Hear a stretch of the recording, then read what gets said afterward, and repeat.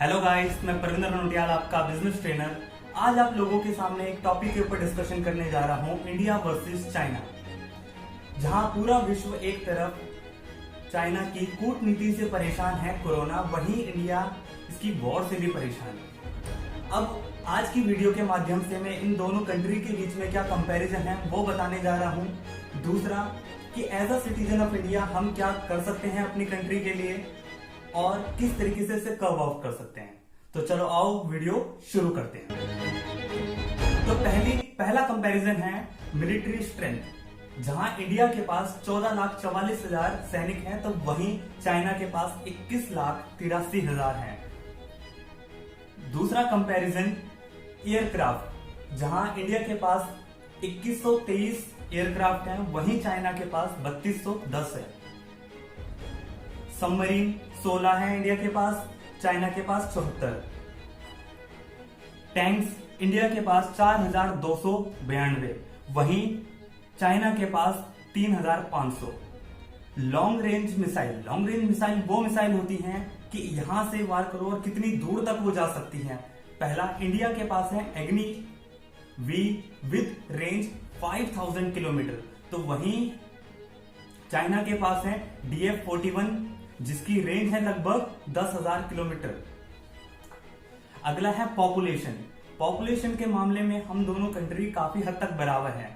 India 135.26 crore और China 139.27 crore. ये data 2018 का है।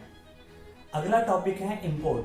जहां इंडिया $65.1 बिलियन का इंपोर्ट करता है, तो वहीं चाइना सिर्फ $16.6 बिलियन का इंपोर्ट करता है। तो इस सिचुएशन को अगर हम जरा गौर से देखें, इंपोर्ट वाले टॉपिक को, तो हम लोगों ने चाइना वालों को 65.1 बिलियन का बिजनेस दे रखा है। तो हम लोग पूरे कंपैरिजन के अंदर देखें तो मिलिट्री, ये सारी चीजें, इन पे हम आम जनता का कोई हाथ नहीं है। हम यहाँ इस सिचुएशन में कुछ नहीं कर सकते, पर हम एक चीज हम कर सकते हैं। अब वो चीज हम क्या कर सकते हैं? पहला, इंपोर्ट अगर जब हम लोग उनको इतना खिला रहे हैं, इतना पैसा उनको हम दे रहे हैं, तो उसको हम कम कर सकते हैं। पहला, बॉयकॉट चाइना प्रोडक्ट। अब जो एग्जिस्टिंग प्रोडक्ट है तो उनको बॉयकॉट नहीं करना है। जो ऑलरेडी आपके पास चाइनीज प्रोडक्ट है उनको नहीं तोड़ना है। जो अब नया खरीदने वाले हैं उनको ना खरीदें। लेकिन क्या इससे समस्या सॉल्व हो जाएगी? हो सकती है।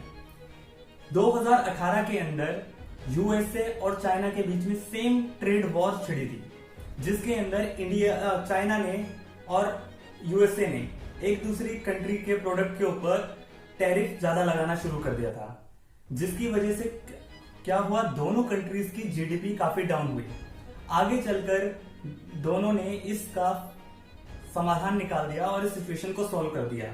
लेकिन धीरे धीरे यूएसए ने अपनी कंपनियों को दूसरी कंट्रीज के अंदर भेजना शुरू कर दिया ताकि वो चाइना का सब्स्टिट्यूट ढूंढ सके।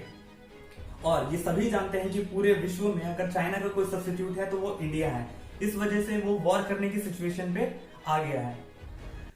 अगली चीज कि अगर बाहर की कंट्रीज के लोग जितने भी परेशान हैं वो अपना बिजनेस इंडिया में करना चाहते हैं, तो क्या हम लोग इतने सेल्फ रिलायंट, आत्मनिर्भर हैं कि उस बिजनेस को हम लोग कर सकें? मोदी जी जिस तरीके से कह रहे हैं कि आत्मनिर्भर बने, आत्मनिर्भर बनने का मतलब सिर्फ ये नहीं कि अपने काम खुद कर सको, अपनी सिचुएशन खुद देखो। उसका ये भी है कि हम लोगों को इंपोर्ट ना करना पड़े, हम लोग एक्सपोर्टर बने। और एक्सपोर्टर बनने की सिचुएशन तभी अराइज होती है कि जब हमारा मैन्युफैक्चरिंग स्ट्रक्चर काफी कंट्रियों से अच्छा होगा। और इस सिचुएशन में हम लोग ही हैं जो चाइना को बीट कर सकते हैं।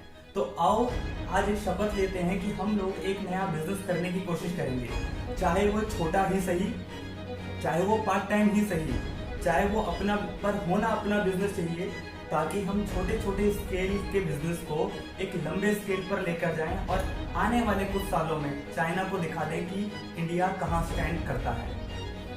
धन्यवाद। मुझे जो भी डिटेल मिली है इस रिगार्डिंग, उन सब के लिंक मैं डिस्क्रिप्शन में डाल दूंगा। मेनली सारी डिटेल्स मुझे इकोनॉमिक्स टाइम्स ऑफ इंडिया से मिली हैं। और आपको वीडियो पसंद आया हो तो इस चैनल को सब्सक्राइब करें, लाइक करें, शेयर करें। Thank you.